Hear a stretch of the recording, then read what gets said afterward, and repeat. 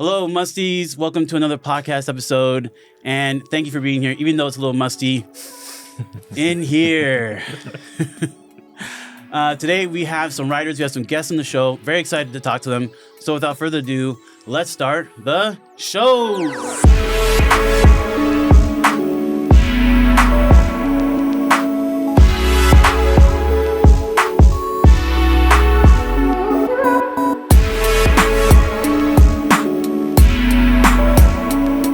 Today we have Dorado Quick, who is a writer and a comic book writer, also a creative director who's worked with brands such as PepsiCo and other brands as well. And we also have Morgan Hampton, who's worked with DC and been part of the inaugural Milestone Initiative, working with Cyborg and also on Green Lantern Corps. Thanks so much for being here, gentlemen. And first question off the bat, how did you two meet?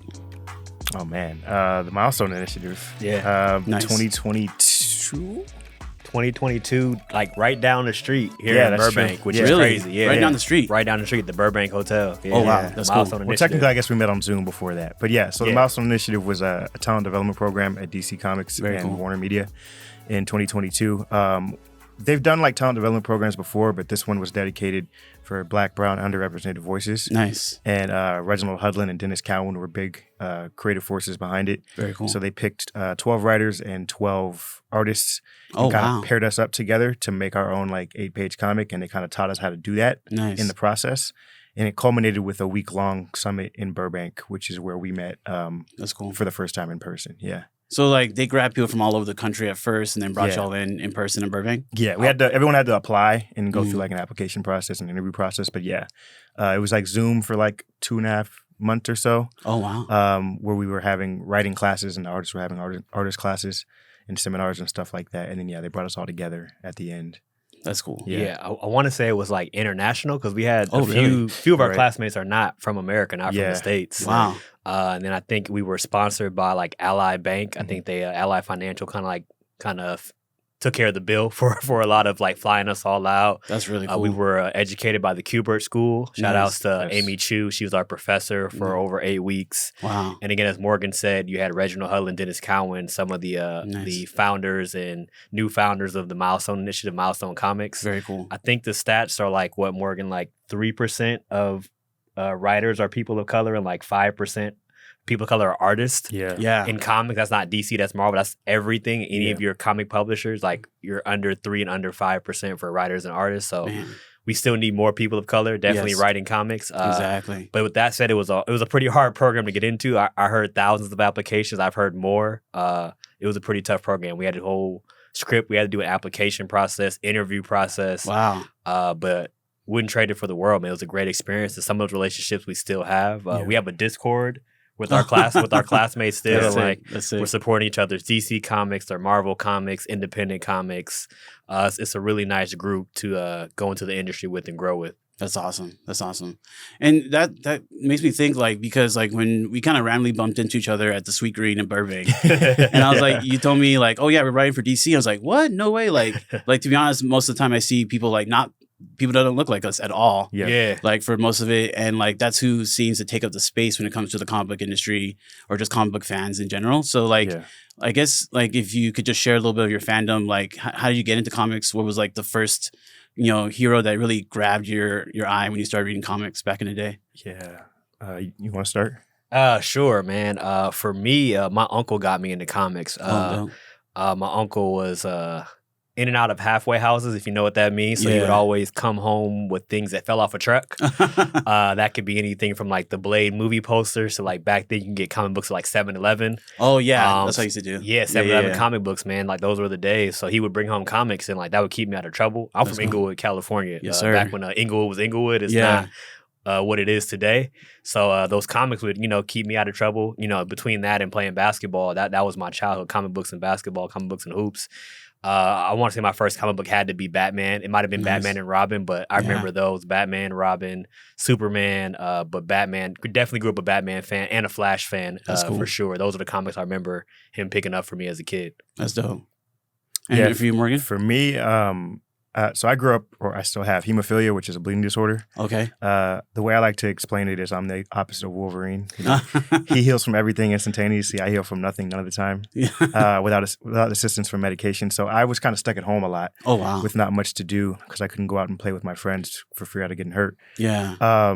So I'd say my dad is kind of who got me into comics. He had like long boxes in his basement and stuff. And early on when I was getting into comics, I wasn't reading it for the story. I just like looking at the pictures and stuff. So the pictures are amazing. I would just go to dollar bins and pick stuff up that looked cool. So like I wasn't following anything, just whatever art I liked. The stuff that really got me into it as I got a little bit older was it's a real deep cut. This DC Elseworld title called Tangent Comics. Oh, wow. Where basically it was like all the names like Superman, Nightwing, Flash, Green Lantern that we knew, but they were like different versions of them, like not even derivative of what we knew. Like the Flash had like light powers and stuff like that instead of like super speed. So like I knew who those characters were, and then I saw that there was like different versions of them in another universe, and that kind of like rewrote my whole DNA. I was like, multiverses exist? This is the coolest thing I've ever seen in my entire life. People forget DC did it first. Yes, DC did it first. There you go. And then as I got older and started really paying attention to the story, it was from the TV show. So like the Teen Titans show, Justice League animated series, stuff like that, Static Shock. That's kind of what really got me into the narrative. And we'll get more into Static Shock, but I just want to say like Static Shock to me like held me in DC just because like the show was so it felt like it really hit me like right here, like, you know, him going through the stuff with his mom and his dad, and then having friends who were like non-black. So I was going through that experience too, and I felt like I was like the only one. Yeah. But he was still like black, like at his core. Yeah. You know, absolutely. And then he like his powers were amazing, like his electric powers. Just kind of like a random off question. We were gonna get into more later, but like, why haven't we seen a live action Static Shock movie? And do you think we'll get one? Hopefully next like 10 to 20 years, you think, under James Gunn? We got the same question. We want to know why too. Yeah. I don't know. It's probably a rights thing. Yeah. Because James Gunn is running the DCU now, but I think Milestone stuff is still, you know, owned and operated by Dennis Cowan and Reginald Hudlin. So it's probably just an extra conversation that needs to be had. That's true. That's all I could really guess. Yeah. Yeah. But hopefully we do at some point, because I think it's like printing money at that point, you know? That's what I think. Like, you know, when the first Black Panther came out, it was like $1 billion, right? Yeah. And I think like Static Shock has like that $1 billion capability. Yeah. But you know. Yeah. I'll speak on a little bit for what I can say. People want to make the film on both sides, but to Morgan's point, it's figuring out legalities. Like, you know, first off, you guys brought up Justice League, right? Static Shock. We got shout out Dwayne McDuffie, right? Like Dwayne McDuffie was writing on Justice League, so a lot of our first impressions of the Justice League of DC are from the late great Dwayne McDuffie, who, as we all know, if you don't know, founded Milestone Comics. So people want to make it on both sides. I know some people that were involved in, you know, pitches and scripts and things like that. But to Morgan's point, there's some legalities around how things are going to fit, because the Milestone universe is oftentimes separate from the DC universe. Oh, I didn't know that. Yeah. Okay. Yeah, but in the comics, that's how it's traditionally been. Yeah. We said at the same time. Y'all in sync. Y'all in sync. Yeah. But, you know, with the Static Shock TV series, they started to bring the DC comic book characters together. Right. Even Young Justice, too. They had Static and Icon and Hardware. Man, one and of the Rocket. best shows ever. Yeah. I guess we got to do like a shameless plug, because they are doing like the Static Batman Beyond comic book that's coming out pretty soon. So shout out to Evan Narcisse and Nicholas Draper Ivy. They're doing that. So we think Static Shock plays well in the DC universe. Yes, sir. We'd love to see that more. Yeah. But people want to make it. People are definitely involved in trying to get that thing to happen. That's awesome. That's awesome. Okay, well, getting to the writing aspect of it, writing comic books, how do you continue to, like, you know, write new stories? Like, obviously we have Green Lantern Corps right here, but also like honor the stories that came before. That's always like a big thing when I see the fandom talk about, oh, we don't like this movie or we don't like this book because it's not honoring what came before it. You know, how do you kind of navigate that while also telling, you know, your story and being unique to yourself? I think that's kind of the magic of making comics is doing that. Because, like, for one, you have to. Yeah. Unless you're just doing some, like, Black Label or Elseworlds thing. But, like, it's kind of fun to be able to take the pieces that someone else, like, played with and put down and pick them up and start your own thing. Nice. It's also a challenge at times as well, because, like, sometimes they made a mess of things and you got to come in and clean it up. And I'm not talking about anything particular that I've been working on. But, like, that's fun. I think as a writer working within confines like that is a fun challenge to kind of like exercise. But yeah, I think I'd also go back to just editors in general. Like I think editors are like the unsung heroes of the comic book industry. Okay. I don't think a lot of fans understand the work that they do. Yeah. Please educate me, because I didn't know that. At the end of the day, writers, for better or for worse, we're like top billed on the book, right?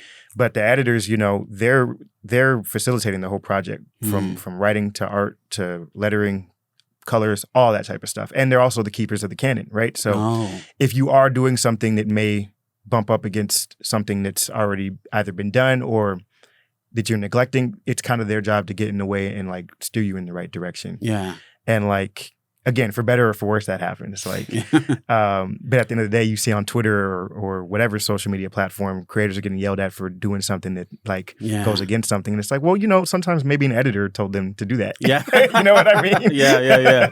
No, most definitely. But yeah, no, they're the unsung heroes. So like when you read comics, like they're not on the cover, but like on the credits page, like check out the editors, because like they're doing a lot of the work that just doesn't get respected, you know. That's awesome. Yeah. Thank you. A little bit more about editors is that they're the ones that are pairing up writers with artists. Yeah. So they'll look at like, oh, this artist will go really well with your story. Oh, wow. Or this writer will go really well with this artist. So the editor, you know, really is the person that is helping put that book together. Yeah. That goes from like the pitch. Like, oh, we haven't had a story from this character in a while. Right. Who would be great to write this story? Yes, sir. And what artist would be great for that? And also what letterer, what colorist. Like, they're really the one that kind of assembles these mini Justice League teams for each book, you know, to put them together. For me personally as a writer, I love research. Like I love researching the history of a character. Yeah. Finding things that were unsolved, characters that were forgotten about, and how can we bring them back, or how can we, as Morgan said, clean up things or make things come across a little clearer. Yes, sir. I think I like to respect the past, but also give a little room to change things and rebuild upon things. Yeah. But for me, I love the research. You know, it can sometimes be I don't want to use the word paralysis, but like you can research too much, but I think there is an art to researching and knowing a character, knowing who they are. Because sometimes you pick up a book and you're like, why would this character do that? And it doesn't sound like what they would do, what we've known from them. But if you go back and research them and read past authors, look at past artists, you get a feel for who that character is and where they're going, or maybe where they should go, or maybe where they should go. Yeah. So I like the research part of looking at characters and establishing new stories and new directions. That's awesome. As part of that research, do you ever get to talk to the former writers at all and just ask them questions like, hey, like, what were you thinking about, like, you know, this book issue, you know, number, you know, 3 or 4, and why'd you make this decision? I'm trying to do this with this character. What do you think about that? I think I'm at a point now where I can do that. Nice. I think I just got there, because I'm still very new. We're both still very new. Yeah. And coming into comics, like you're a little insulated. You know, it's just kind of you and your editor and your creative team. Right. And like they may facilitate that for you, but like you also, I think if you have the gumption to do so, you could reach out. And I just didn't when I got started. I'm like, they don't know who the hell I am. Yeah. Like, didn't you get to talk to Marv? They set that up. They set that up. Yeah. So when I started Cyborg, they brought Marv Wolfman in. Wow. To kind of give notes on my scripts a little bit. So that's really cool.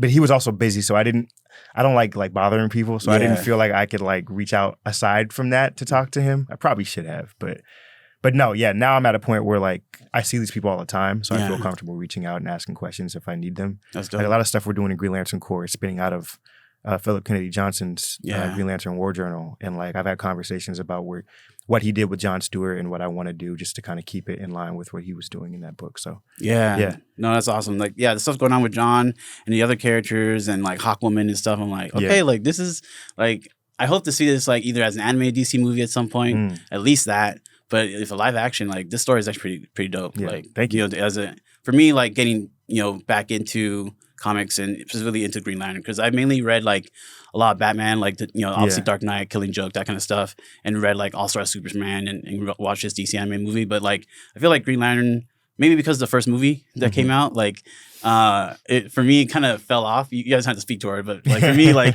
I watched it and I was like, okay, I'm good. But like this version or this character with Jon Stewart with the ring, I think, I don't know, to me I really like what's going on there. Yeah. I am curious, like from a writing standpoint with comic books, do you write in screenplay format and then hand it off to the editor?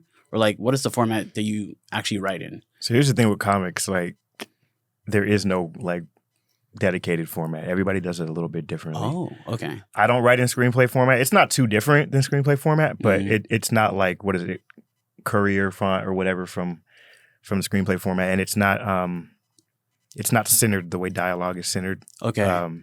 But you still say like, you know, interior scene, exterior scene, like you can. Oh. I don't. I mean, I'll describe where we are, but I Right. don't put interior, exterior. No. Oh, that's interesting. The best way I've heard people describe a comic book script, and it's the same way for film and TV too, but it's a blueprint for your artist. Right. So the best way that you can convey that to them is really how you do it, and that kind of could change from project to project. And then too, with panels as opposed to, I guess, slug lines. Yeah. Like there's just a little bit more detail that goes into the intentionality of the image. Okay. Because in comics you have to pay more attention to space. Yeah. And in screenplays for TV and film, you have a lot more to pay attention with, like time. So there's a little differences. But I've seen some people do screenplay format, but I don't personally. Okay. Yeah. What about you, Dorado? Yeah, I think they're totally different. Yeah. And I think that's from like my experience with editors and artists. Yeah. I feel like there is let's be fair.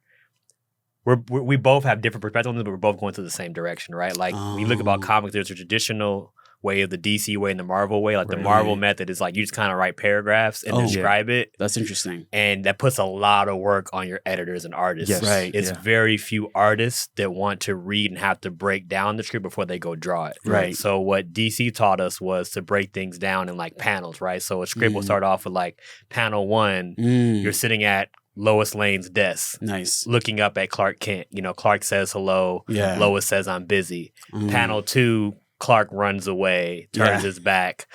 Panel 3, Lois looks sad. She's thinking she shouldn't have been so rude. You know, like you really have to break down each panel with a line of description, who's talking and who's talking first. Okay. That's going to make life easier for your artist and your editor. Now, there are those who do not write comics that way and will do more of like a general description. Yeah. But I mean, from what I've heard and working with artists, I actually had a meeting with a project I'm working on with the independent project, and the artist was like, thank God this is broken down page by page, right? Yes, sir. Also, the flow of time in comics, right? Like the more bubbles you have, time is moving slower. Yeah. The less bubbles you have, time is moving faster. Oh, I didn't know that. You think about a movie, you don't really control the pace of the movie. Like that's what the director does and the editor, right? Right. For a comic book script, you might want to time a reveal on a page turn. Right. That means you've got to count in your mind and on your outline at what point is the page turn. Right. So like those are other things you have to think about in comic scripts. So I think to Morgan's point, it needs to be clear for the people who are making it. Yes. Your editor and your artist should not have a hard time understanding exactly what you mean. Yeah. And you don't want to give them extra work. Yes. Oh, that's a super good point. Yeah. So like, are those would be the slug lines? Like you know, Clark says this, Lois says that. Are those the slug lines? So the slug line would be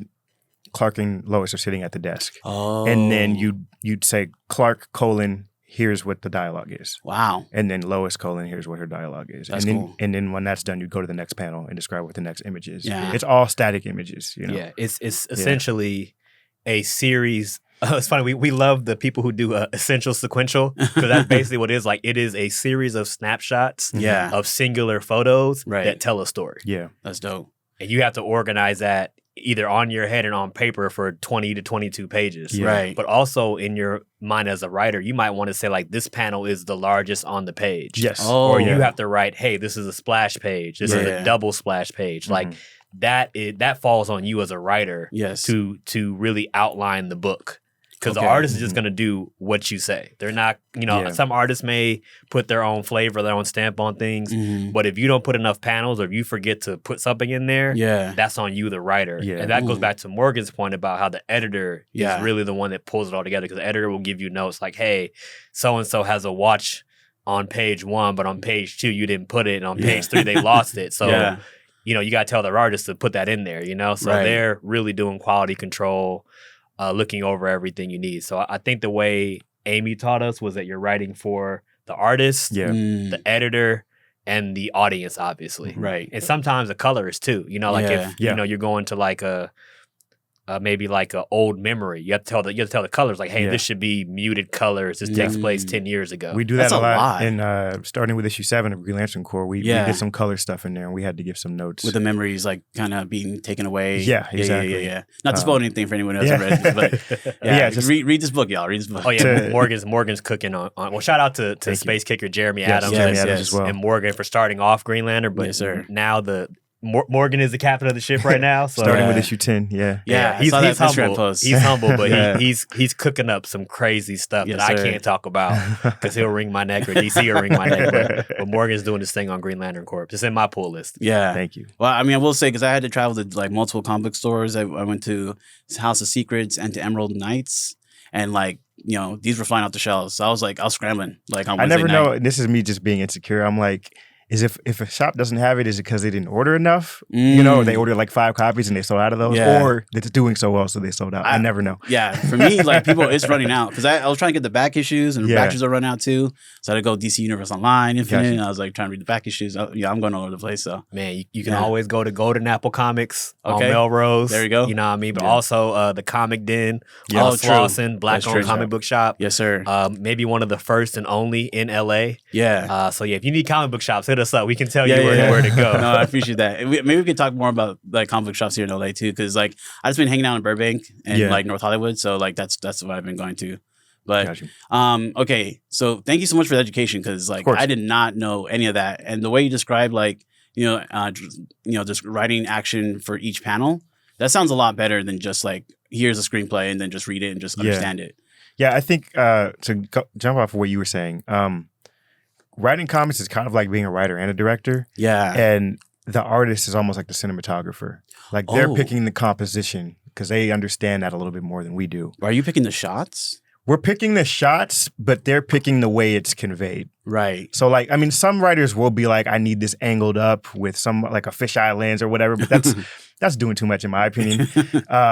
I try to keep it concise, being like these two characters are fighting each other. Someone's punching someone here. Yeah. And then the artist will figure out that composition of what that's like the best way to like best dynamic way for that to look. That's really cool.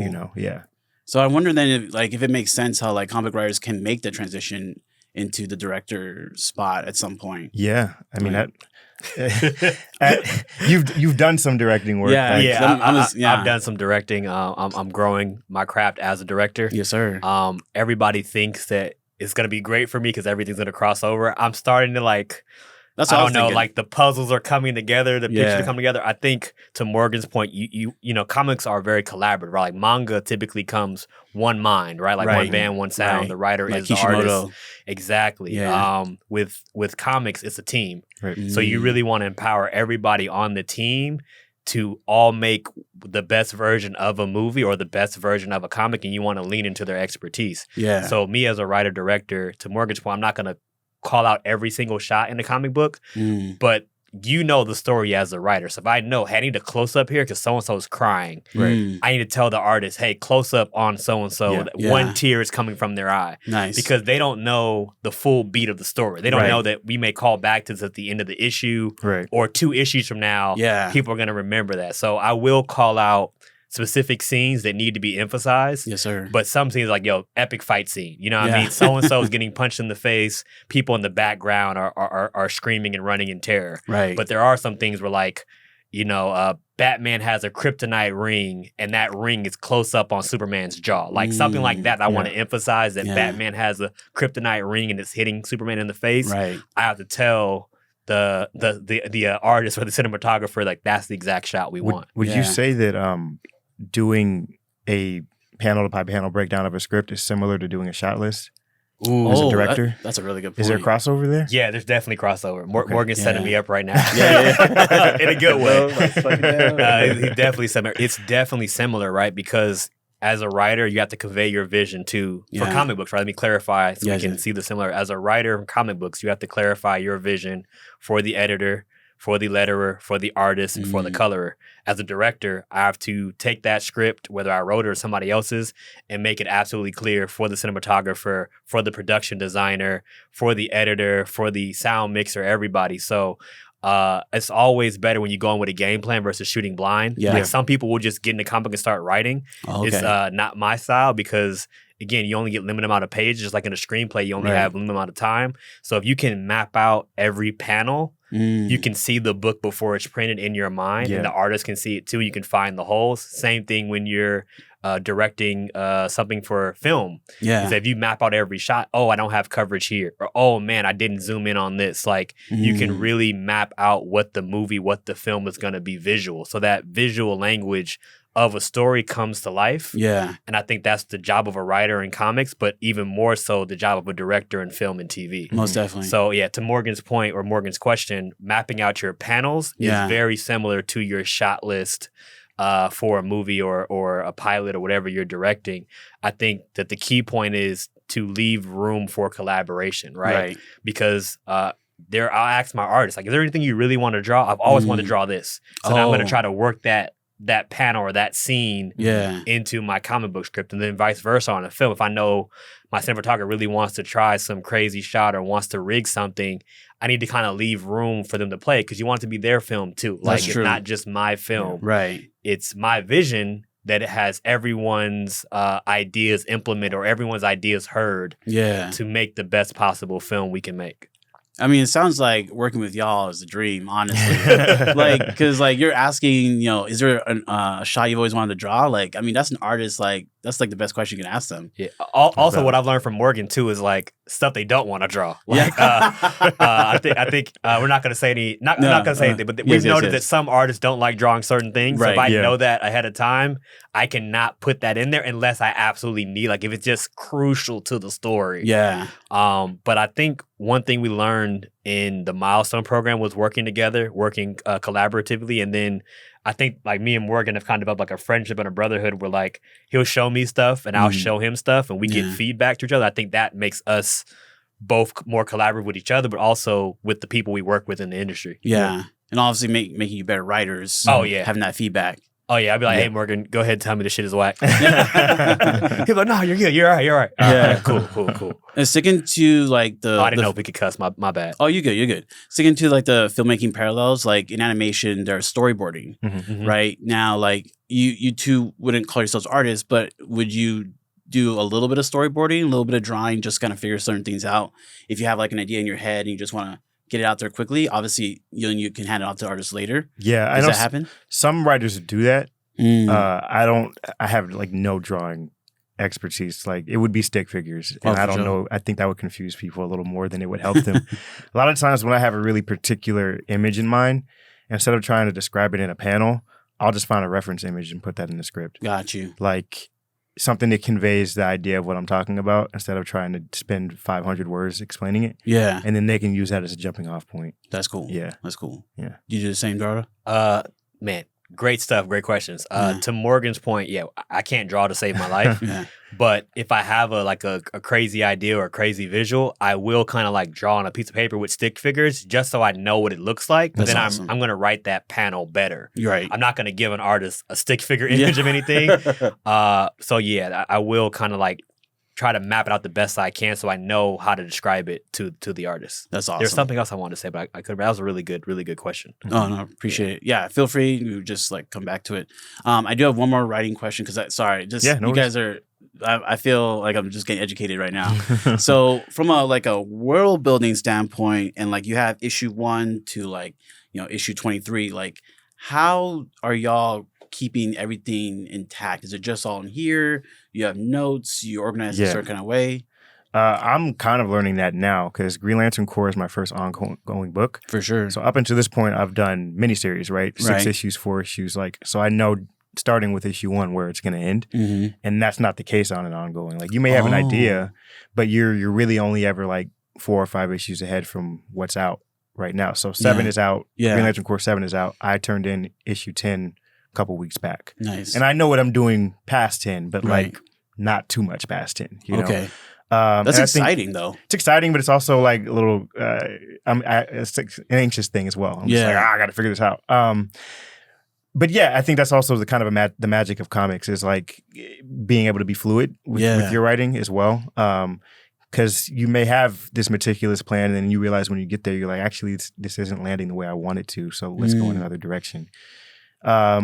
I kind of forget what your question was. I don't know if I answered it. Sorry. That's okay. You were answering it. It was just like from a world building standpoint, how do you organize like, this character's going to do this. And you mentioned like flashbacks and like coming back to like lanterns on certain things. Like, I think the big thing is trying to figure out where your big emotional beats are going to be.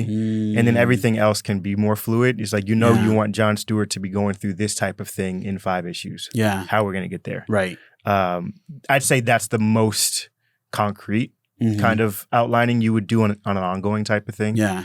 When you don't know exactly when you're going to end. But again, I'm still figuring that out for myself. No, for sure. Like, just as a fan, like issue number 2, I believe, like Hawkwoman and Jon Stewart shared like this closet scene. Yeah. And they're just looking at each other. And my wife is like, we're reading it together. And she's like, what's going on there? Like, I don't know, babe. Like, so like you have that and then maybe something. Exactly. Right. Yeah. Gotcha. Exactly. Or I'm gonna shout out your wife. That's crazy. Yeah. I haven't had that experience in my life where I'm like reading a comic book with somebody else, let alone a wife. So that's dope, man. It felt cool. Like I was telling her, it's like watching a TV show, but we're reading it. Yeah. But what's great about reading is that you're not overstimulated. Right. And then we're using our imagination to kind of transition between panels. Right. It was really. It makes you an active participant. Yes. Yeah. Like it was really awesome. Definitely. But, yeah, sorry. As far as your world building and keeping it all organized, how you do that? I think everything is in service of story. And I think to Morgan's point, like knowing the emotional beat, right? Knowing the emotional arc, your character is dealing with grief or loss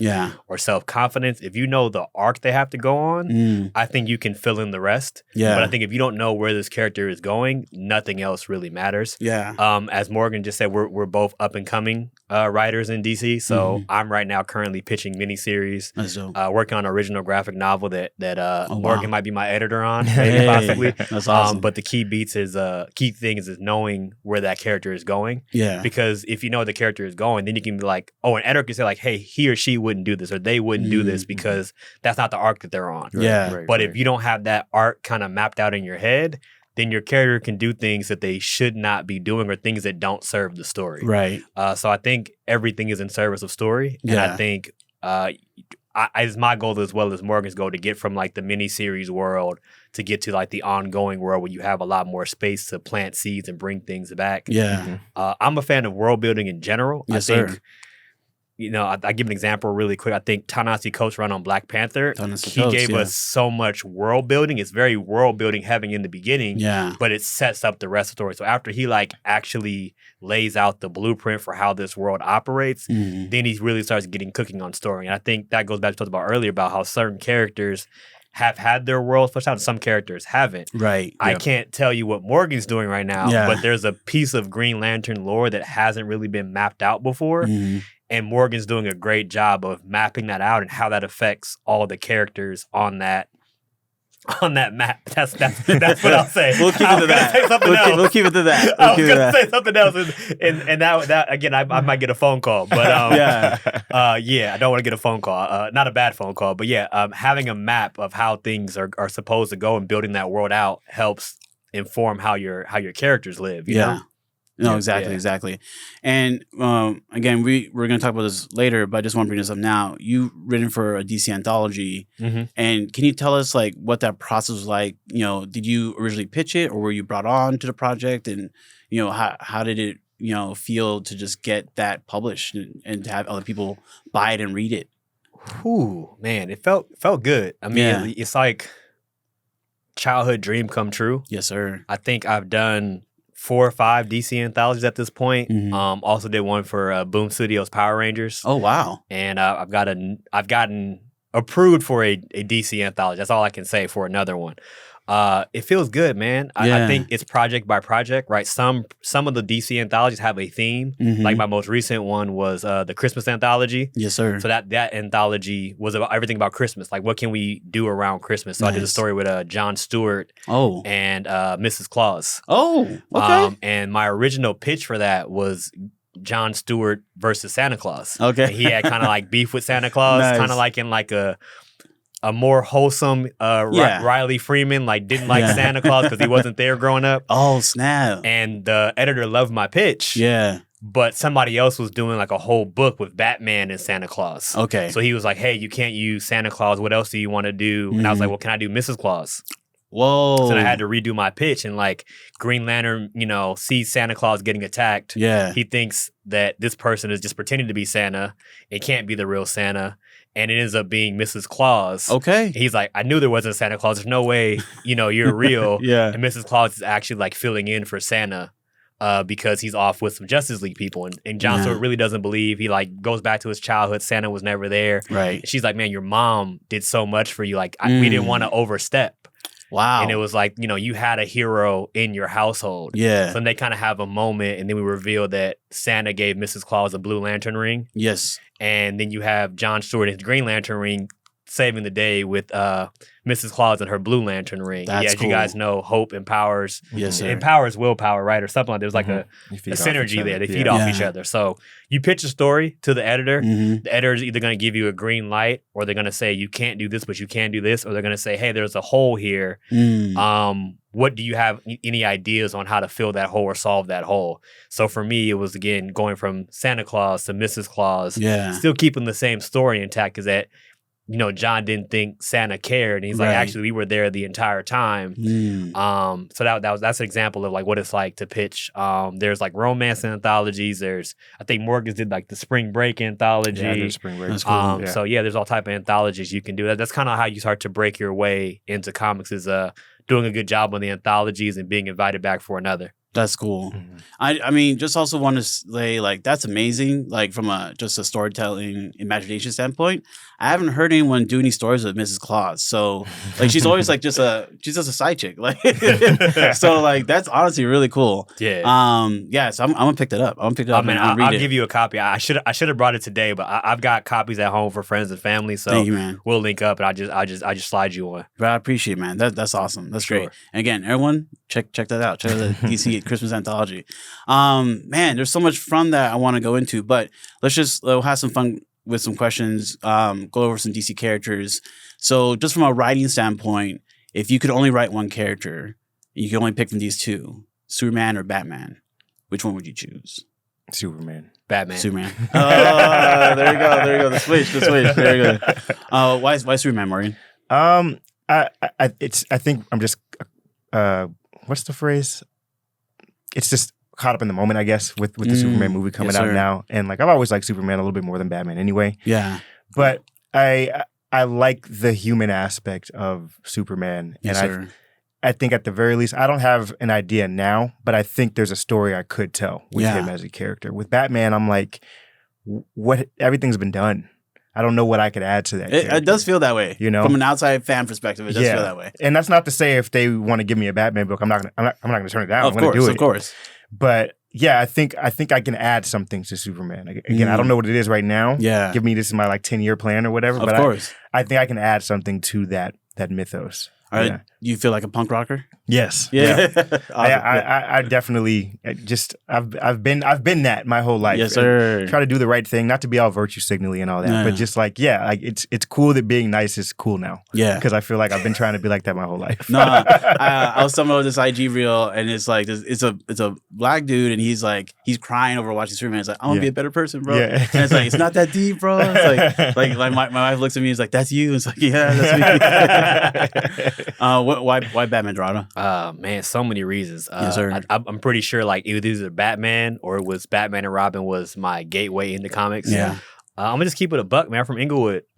Shit was rough. Right. I think I identify with growing up with loss. Yeah. And wanting to change your community. Yes, sir. And I think about I'm only human. I'm only a man. And I think about Batman is a Bruce Wayne is a man amongst gods and demigods and how do you create long-lasting change? How do you deal with mortality? I think that's what hits to me. I think I try to think that everything has been done before, but then I think about like a guy like Sean Gordon Murphy, who's doing my favorite Batman run, where he's kind of done his own take with Batman the White Knight. I think they're going into like their fourth chapter now, their fourth set of books. Nice. But I think for me, it's like how do you come from such dark times and always rise up? Like when people hear my story, like how do you smile? How do you laugh every day? It's like you got to find a way. You got to find a way to smile. You got to find a way to give back. Yeah. I think I am a little bit of a brooder. You know, people can like I can be hard to find at times. And I, you know, if I had like a gargoyle, then I would love to just be over the gargoyle, like brooding. But that's what I'm doing. I'm writing. I'm over my computer. Nice.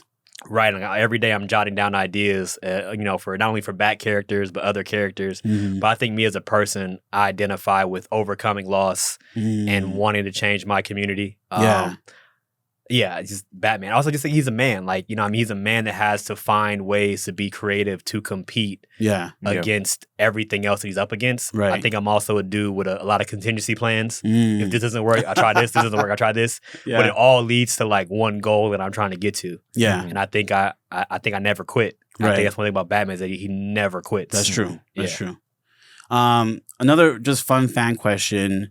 Can y'all make the case that Static Shock is stronger or could beat Superman in a fight? Man, we'd have to get real like scientific about it. Yeah. Because technically Static's powers are like electromagnetism. Right. He beat me to it. Which is like an elemental force.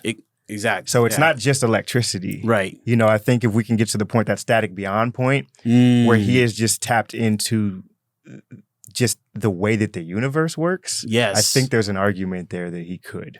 I think like breaking down the elements around Superman or something. Right? Yeah. I think I'd say it's at least a fight. It's at least a fight. I don't know who could win, but I don't think Superman would wash. Okay. Static in his prime, at least. Yeah. That's cool. Yeah, I mean, Morgan beat me to it. The electromagnetism thing is real. I think not to cross universes, but when you really look at Static, he's Magneto and then some, which people don't really realize. Yes, sir. I like to try to point the facts, right? Yeah.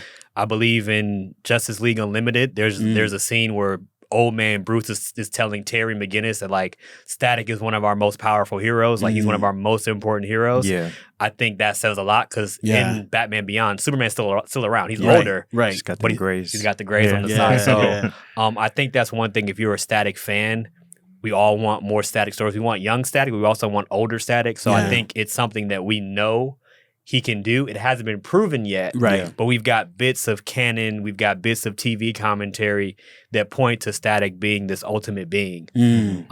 So yeah, I mean you can make an argument for anything. Thank you. We're always gonna ride for Static no matter what. Yes, sir. But I think between our two answers, you've got our ideas on how one could make that argument. Now it's going to be a hard argument because Superman has over 100 years old, has so many great feats. How many times has Kryptonite almost killed him and he's still come back? Right. And he's also holding back his power. Right. That's another thing we often don't talk about. Superman literally pulls his punches for pretty much everybody except for Darkseid. Exactly. Which I can't wait for that Darkseid moment in live action with DCU. Oh, man. Can't wait. You know James is cooking up something good for that. He's going to make us wait, or he's not going to make us wait. I'm not that man's mind, but whenever that battle happens, it's going to be a good one. Yeah. But yeah, I think you can make the argument for it, but I think it goes back to reading books on physics and science and how the earth spins and things like that. That's cool. People don't realize Dwayne McDuffie was an actual genius. Yeah. When he made the Milestone universe, a lot of like those powers are based in real theoretical physics. That's so obviously like if the Big Bang actually existed, it wouldn't actually make people with powers. But it's like the leap from what he put into that from his own research to what the powers that they actually got is a shorter leap than a lot of the other like meta-humans in the DC universe. That's sick. Yeah. That's really sick. Man, okay. I just wanted the argument to be made, and we have it here on this podcast. So 20 years down the road, when people are like, I don't understand, like, how does this happen? It's like, reference this show. So, Dorado, you also are a creative director. Can you kind of take us through that journey from our days back at Cal State Fullerton? And you also went to Kansas City for a while. You spent some time there. Yeah. And then, obviously, you're back here in LA. And that whole process, you worked with a lot of different people. Yeah.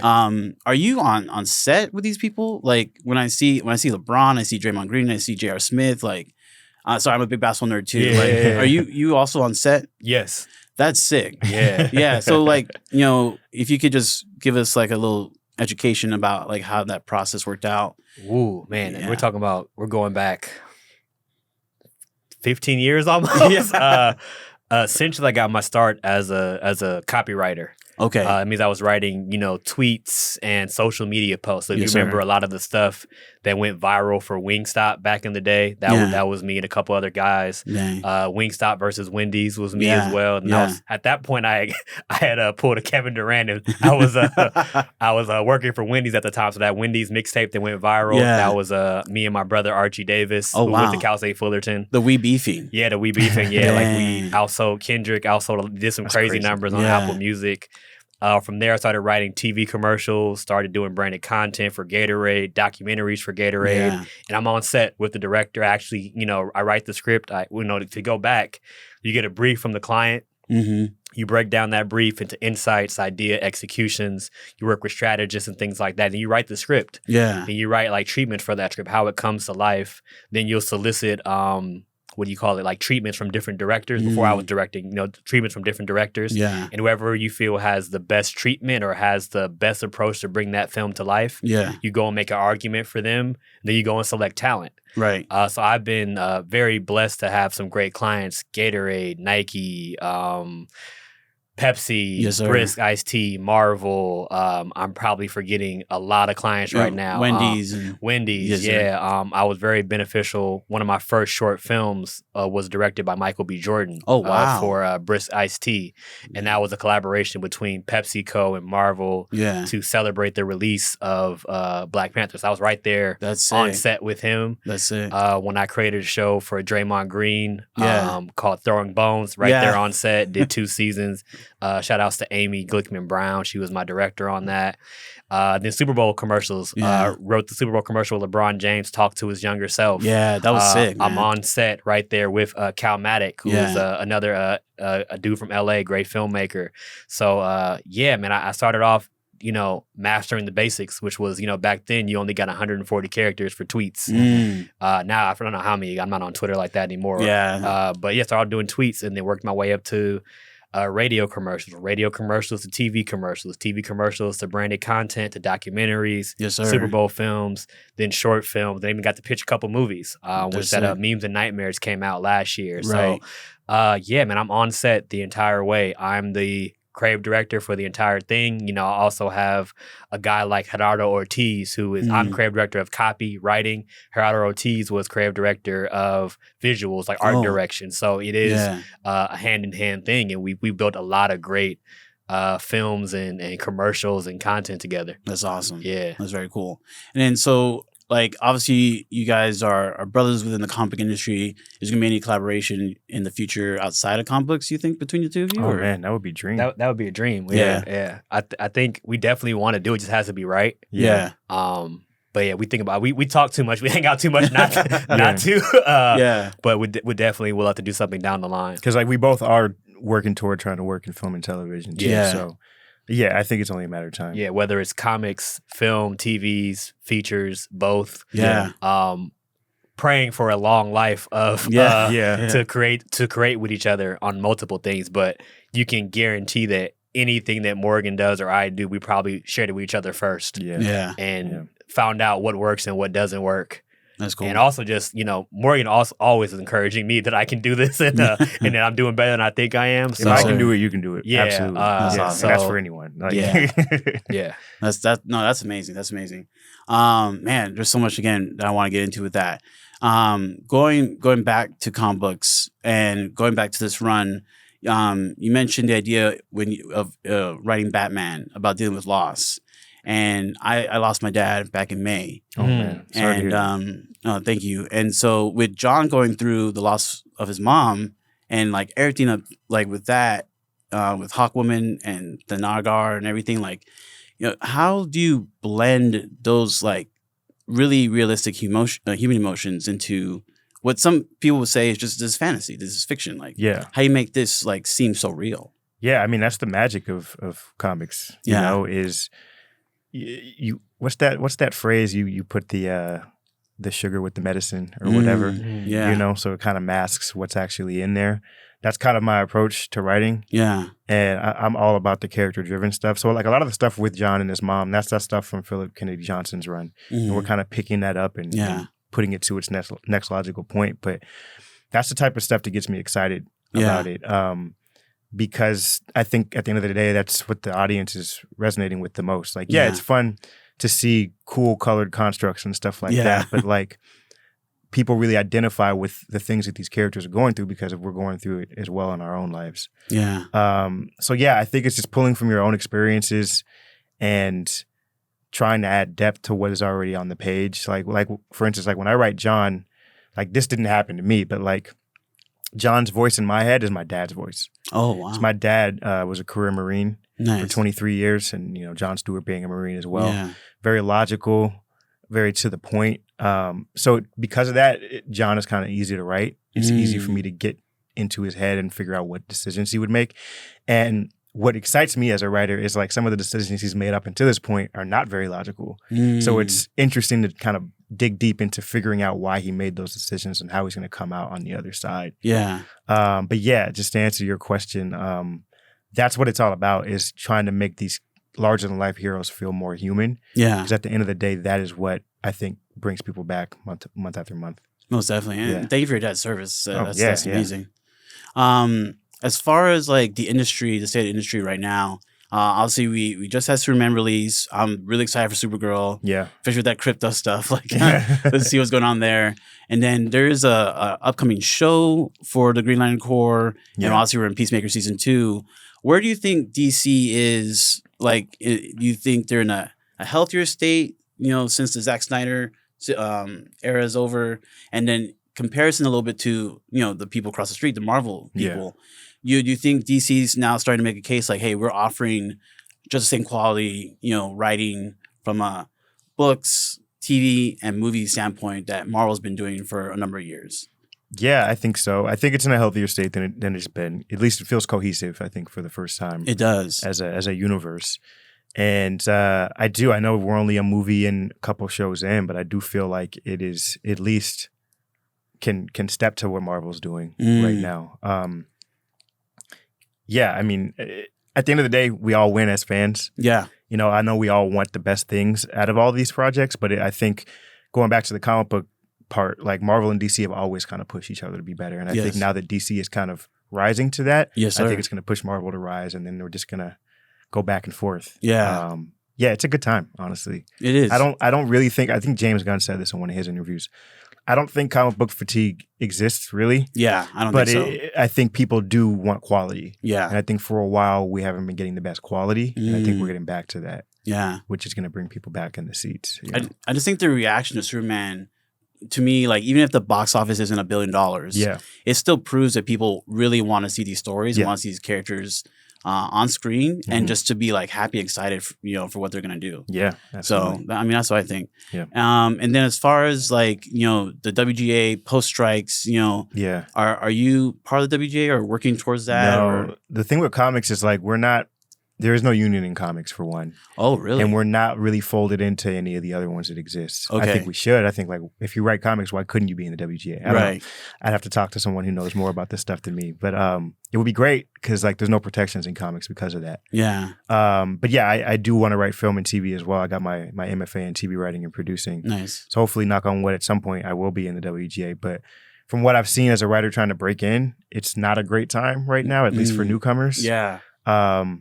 I was really hoping after graduating to kind of parlay my comic book experience, because I broke into the industry while I was in grad school. Nice. And like the strikes were going on then too, but I'm like, hey, I'm writing professionally. Right. When I graduate, I should be in a good spot to like get a manager or an agent, someone to care. Exactly. Nobody cares, man. Mercy. That's not what I want to hear, but thank you for being real, man. You get the truth from Morgan, though. You get the truth. But yeah, I think that some of the avenues that existed for newer writers to break in, whether that be like writers programs and stuff like that, or just like, again, using kind of applicable experience to get a manager or an agent, those aren't there right now because of the contraction that's going on since COVID started, and then the strikes made it even worse. So I don't know.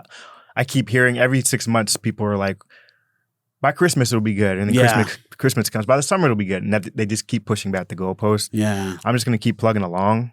I think as a writer, you kind of just have to do that and be a little delusional that it's going to work out for you. Yeah. So that's where I'm at. But hopefully sooner rather than later, something will happen. I know for myself too, like, I don't want to just do comic book and comic book related stuff, but like with the DC universe popping off, like with me having an MFA and me writing DC Comics, I would love to get in one of these writers' rooms for one of these DC shows at some point. Exactly. I have absolutely no contacts with anyone, but like, not yet. We're gonna find cool. James Gunn as some showrunner, and they're gonna know about Morgan and myself as well. Yeah, Mr. Gunn's watching the podcast right now, so we appreciate this is the two people we want to talk to.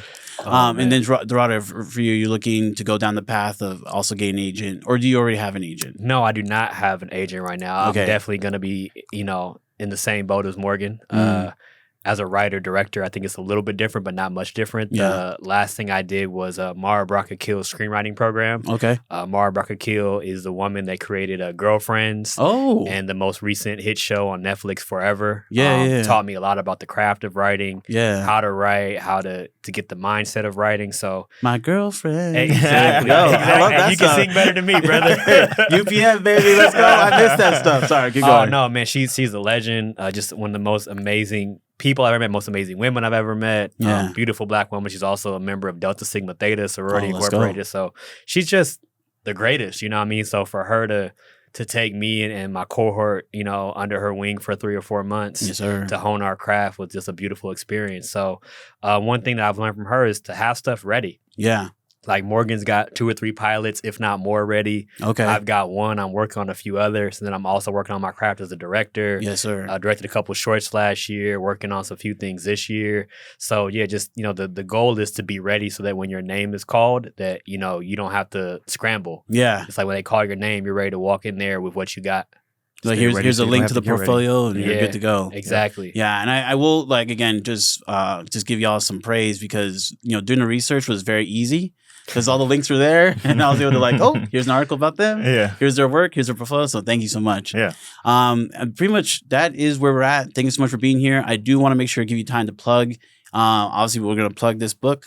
Keep plugging this book. But is there anything else that y'all want to plug that we should be looking out for? Things we should go out and buy and just go support? Oh man, support my guy Woody McClain. Yes, sir. Woody McClain is an actor. He's known for Power, but he's also known for the New Edition story and the Bobby Brown story. He's currently doing a Kickstarter and a fundraiser for a rom-com. Okay. They just got a director. I think Lil Rel Howery is doing the direction on that. But nice. He's trying to bring back rom-coms and black rom-coms. Yes. And he and I did a comic book called The Brotherhood. Yes, sir. Which is a really amazing story. We wrote the first issue together. The art is phenomenal. So I would shout out Woody McClain. Yeah. And we'll put links in the description. So we have that ready for y'all. Anything else you want to plug? Yeah, I mean, Green Lantern Corps for sure. Yes, sir. Comes out once a month. Hit up your local comic book shop. I'm co-writing it right now with Jeremy Adams, but starting with issue 10, it's just going to be me. I'm taking over the ship. Yeah. Very nervous, but very excited about steering it. Congrats, brother. A book of this magnitude. So yeah, if you haven't read it so far, pre-order starting now, issue 10. Need those numbers, you know what I mean? And then I guess I'll shout out the comic shop series. Cheyenne. Cheyenne. Too, I forgot. You're going to do it? Yeah. Cheyenne Awulu basically willed this show into existence. Yeah. Similar story to us, we're shopping the show around. I don't want to be too presumptuous, but I think she doesn't have a manager or an agent as well. Mm-hmm. And people were just giving her notes on the show that she didn't agree with. So she's like, I'm just going to make it on my own. That's dope. Raise something like $200K yeah. To produce a full season, essentially. That's awesome. I think it was 8-episode season. Yeah. And it's on YouTube for all of us to enjoy. Yeah. So look that up on YouTube and watch it. It's basically just a workplace comedy about working in a comic shop. Yeah. And she shot it at the Comic Den, which is off Slauson, Black-owned comic book shop. Yeah. She again, to Morgan's point, Cheyenne willed that into existence, had the idea, had the scripts. Yeah. Then a black comic book shop happened to open up in February. That's awesome. She spoke with them and got it open, and they shot and filmed the, I guess, first 6 to 8 episodes at a Black-owned comic book shop in LA, which is one rare and two an amazing feat. And then I was in a class that but Morgan got to go to the premiere. I know he had a great time for a premiere that was like a couple days ago, right? Yeah, it was on Wednesday, this past Wednesday. That's dope. Yeah, it was dope. Yeah. I actually started watching the pilot episode, so I'm gonna go back home and finish it. Yeah, you got to. You got to. It's a lot of fun. It was dope. Yeah. Hey, well, again, Dorado, Morgan, thank you so much for being here on the podcast. Thanks for being Musty Creatives and just being on our episode and supporting us. That's the end of this episode. Thank you to our guests for joining us today, and thank you for listening. If you would like to become a financial supporter of the show, visit our Patreon page at patreon.com/MustyCreative. Remember to leave us a review on Apple Podcasts and find us on YouTube, Instagram, and TikTok at The Musty Creative, as well as our new bi-monthly newsletter at the link below. And that's all the time we have for, and now it's time to shower up.